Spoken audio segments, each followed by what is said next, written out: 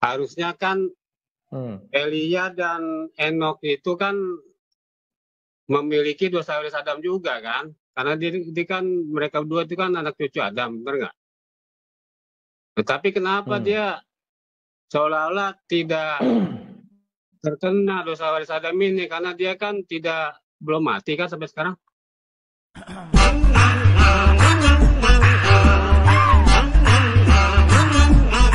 Silakan Pak. Oke, tadi kan Anda menyinggung tentang Elia dan Enoh udah ada di surga ya sekarang ya, sampai sekarang masih di surga betul? Betul. Nah, berarti ini bertentangan dengan ini dong nih, Roma 5 ayat 12 nih. Ya, saya bacakan nih. Bacakan. Sebab itu sama seperti dosa telah masuk ke dalam dunia oleh satu orang ini Adam kan? Dan oleh dosa itu juga maut. Demikianlah maut itu dan telah... oleh apa Pak?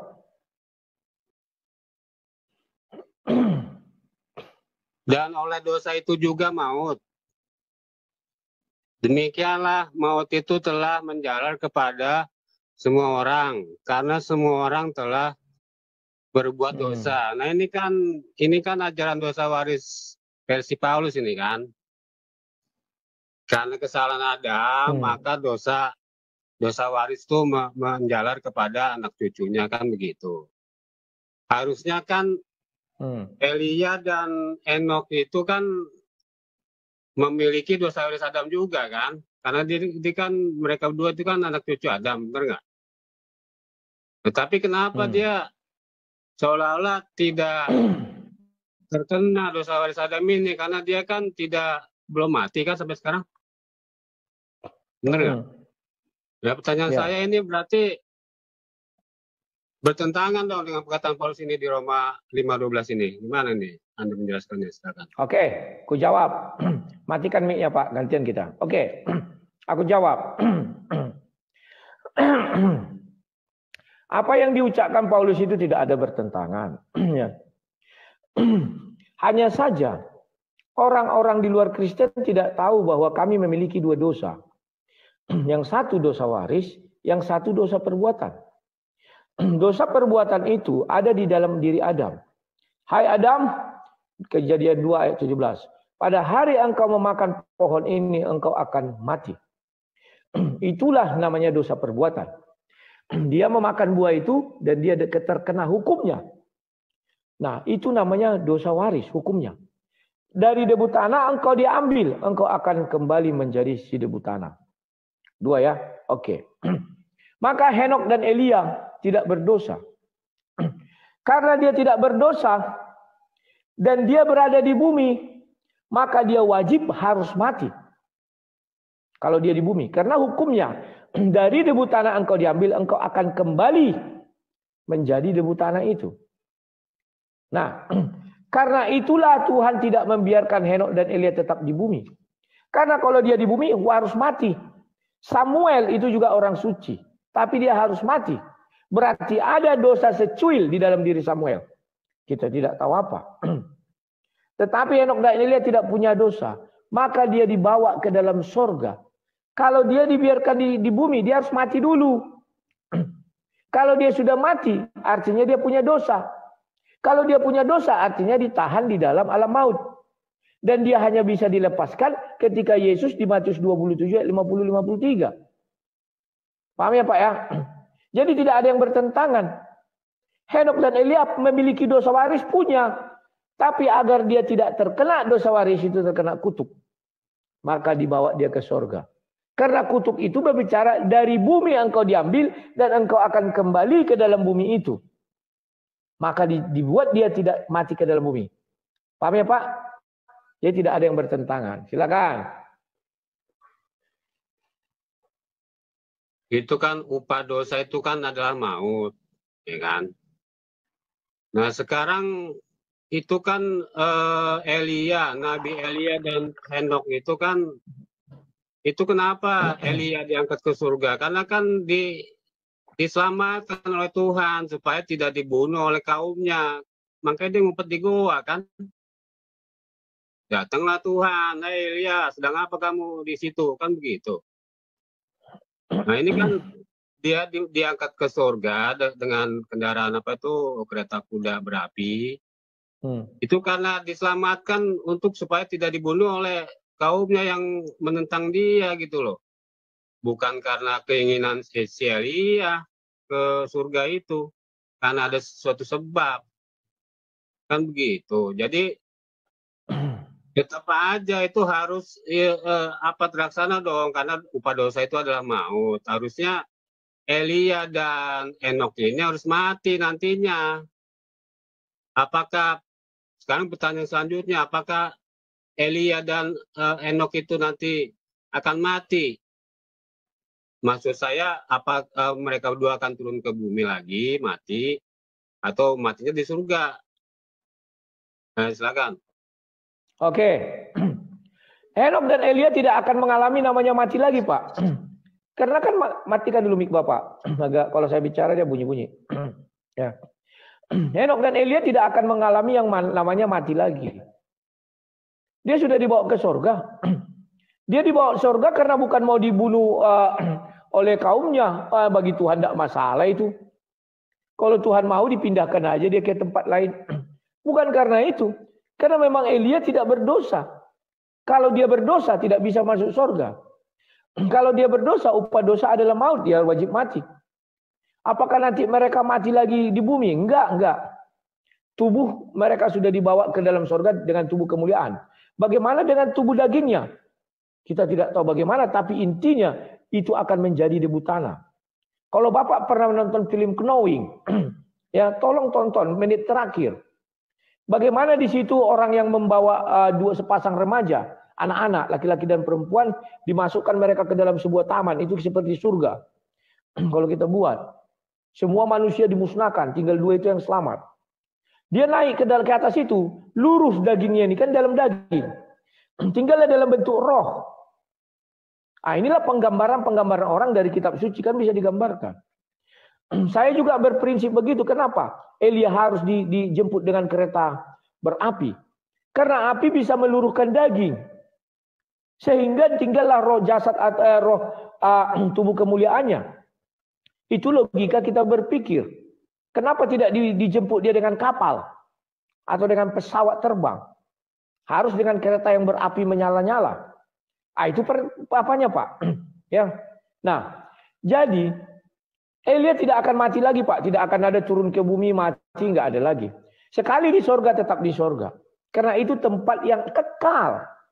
Tidak bisa sudah dari sorga dia keluar dari sana.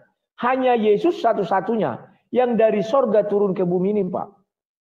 Karena kalau sudah di sorga ya masuk semenjak iblis dia diusir. Sorga itu tempat yang kekal. Nggak bisa lagi keluar masuk. Silakan Pak.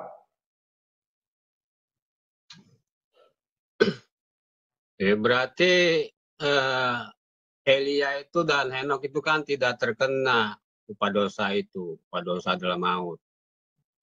Ya, mereka berdua itu kan ada dosanya. Itu tadi dosa waris Adam. Karena ini kan menjalar kepada seluruh keturunan Adam, anak cucunya. Sampai ini juga dong. Kan begitu. Berarti tadi Anda katakan Elia dan Henok itu tidak akan pernah mati. Berarti kan tidak berlaku itu kalimat upah dosa dalam maut. Itu jadi gimana? Jadi kan suatu hal yang kontradiksi dengan fakta yang ada. Kan begitu. Gimana itu Anda menjelaskannya itu? Silakan. Bapak lagi-lagi tidak paham yang saya sebutkan. Dosa itu ada dua. Dosa dibawa si Adam pertama dosa perbuatan. Kalau kita memiliki dosa perbuatan, maka kita terkena dosa kedua. Dosa waris itu mati. Karena Adam pertama melakukan dosa perbuatan. Memakan buah itu. Karena ada larangan. Jangan membunuh, kita bunuh. Artinya kita punya dosa perbuatan. Jangan mencuri, itu perbuatan namanya Pak. Dosa perbuatan ditanggung masing-masing. Akibat dosa perbuatan itulah maut, mati. Dari debu tanah engkau diambil dan engkau akan kembali ke debu tanah. Henok dan Elia, faktanya Alkitab mengatakan tidak punya dosa perbuatan, Pak. Dia diselamatkan ke surga, tidak punya dosa perbuatan. Tapi apakah dia membawa dosa waris? Bawa dosa waris. Dosa warisnya pakai Kejadian 3 ayat 19 itu, Pak. Dari debu tanah engkau diambil dan engkau akan kembali menjadi debu tanah. Makanya Tuhan tidak mengizinkan dia di bumi. Kalau di bumi dia harus mengikuti dosa warisnya itu. Dari sekalipun dia tidak berdosa. Maka tubuhnya ini harus kembali ke debu tanah. Kan tidak dikatakan di situ, Pak. Semua manusia akan mati. Enggak ada, Pak. Kutukan itu tidak ada berkata semua manusia akan mati. Enggak ada. Tapi upah dosa perbuatan adalah maut. Yakni dari debu tanah engkau diambil dan engkau akan kembali menjadi debu tanah. Paham ya, Pak ya? Jadi dia tidak mati. Ya tidak mati. Karena dia tidak punya dosa perbuatan. Lantas tubuhnya bagaimana? Tubuh ini dikembalikan dari debu tanah diambil kembali ke tanah. Selesai. Kita nggak tahu ketika dia dibawa kan pakai kereta api. Secara logika api akan membakar daging sampai hangus, sampai habis menjadi debu. Kalau nggak percaya dikremasi. Debunya itu turun ke bumi, dia dibawa ke surga dengan tubuh kemuliaannya. Makanya ketika Yesus bertemu dengan Musa dan Elia kan tidak dengan tubuh daging lagi, tetapi dengan tubuh kemuliaan yang bercahaya menyala-nyala. Silakan, Pak.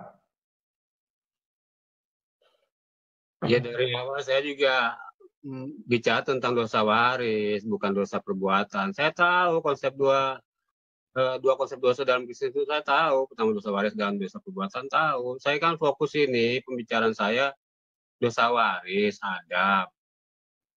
Jangan dibawa-bawa ke perbuatan, nggak nyambung. Jadi gini. Jadi kan karena Henok itu dan Elia Anda katakan tidak akan mati lagi, berarti kan dia tidak terkena itu upah dosa adalah maut. Anda jangan menambah-nambahkan. Tadi Anda menambahkan kalimat perbuatan. Itu kan tertulis upah dosa adalah maut, bukannya upah dosa perbuatan adalah maut. Nggak ada di situ kalimat perbuatan. Anda jangan menambah-nambah kalimat kitab Anda sendiri. Bagaimana sih? Di situ jelas kujelaskan. Maut, tidak ada kalimat perbuatan di situ. Kenapa Anda tambahkan? Jangan Anda untuk mengeles, tapi Anda menambah-nambah kalimat di kitab Anda sendiri, nanti Anda diketawain nanti sama yang dengar gimana nih.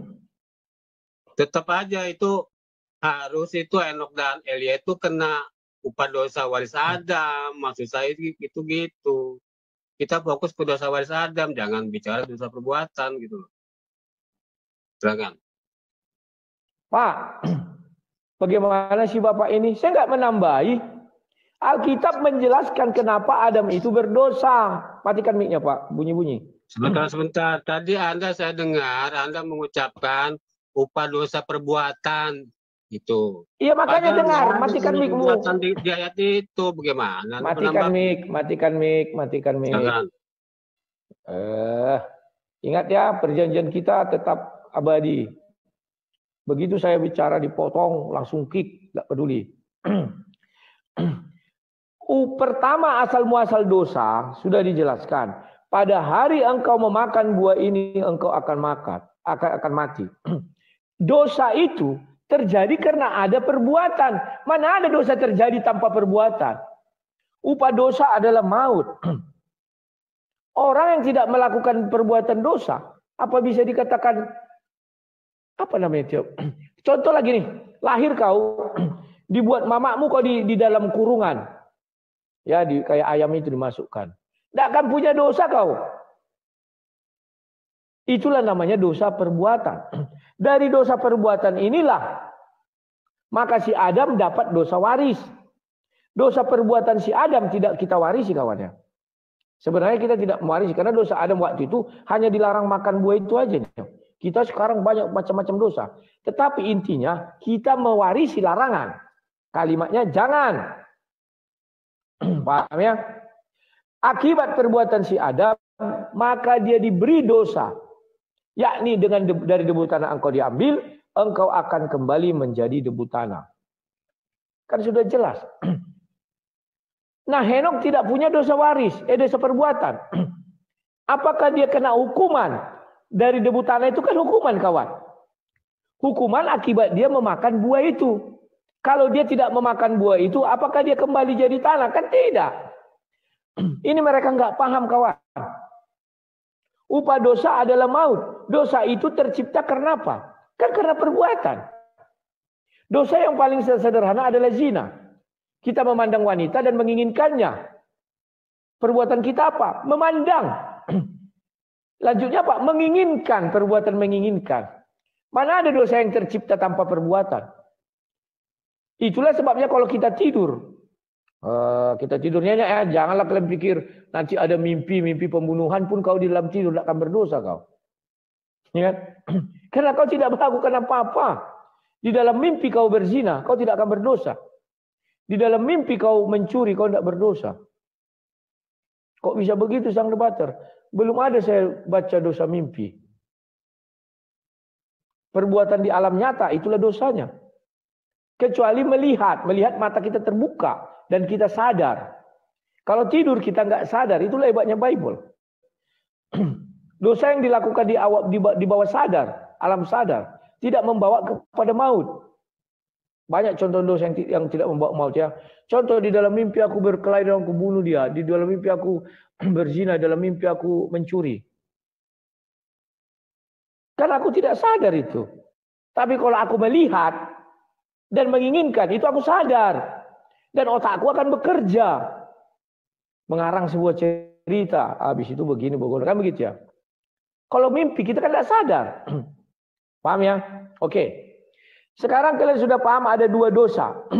Yang satu dosa perbuatan. Akibat dosa perbuatan ini turunlah dosa waris. Mereka nggak tahu akibat dosa perbuatan yang turun dosa waris. Kalau tidak ada dosa perbuatan, ya nggak ada dosa waris.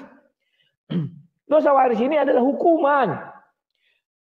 Dari debu tanah engkau diambil, engkau akan kembali menjadi debu tanah. Maka Henok tidak memiliki perbuatan dosa. Maka dia tidak mati. Tetapi karena dia diambil dari debu tanah, hukuman itu harus kembali ke debu tanah. Debu tanah di mana? Di bumi. Dari bumi engkau diambil dan engkau akan kembali menjadi debu tanah. Kan itu kalimatnya substitusinya. Dari mana engkau diambil? Dari bumi kan? Nah sementara Henok kalau dibiarkan tetap di bumi pasti mati. Pasti. Karena dia masih berhubungan dengan tanah.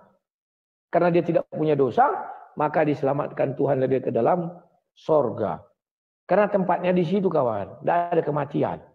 Paham ya? Tidak ada upah dosa di sorga. Upah dosa di sorga adalah maut. Tidak ada. Blegedes. Waduh. Dinaikkan juga nggak apa.